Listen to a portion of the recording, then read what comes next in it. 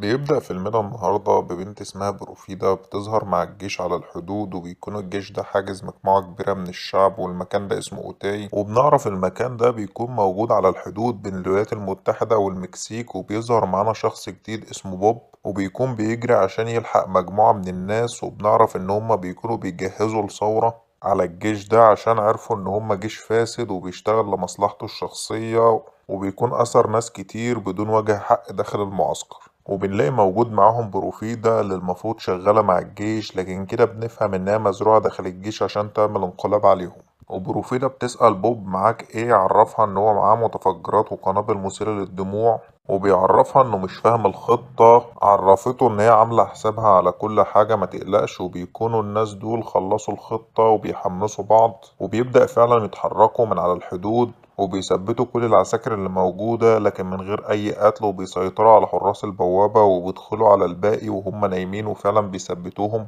وبروفيدا بتدخل على قائد الجيش وبتثبته، وبنعرف إن اسمه النقيب ستيفن. وبنلاقي باقي الفريق داخل على مستودعات مليانة ناس محجوزة، وبتكون بروفيدا بتعرف النقيب ستيفن إن الثورة قلبت كل حاجة عليهم بسبب ظلمهم، هو بيكون مش همه.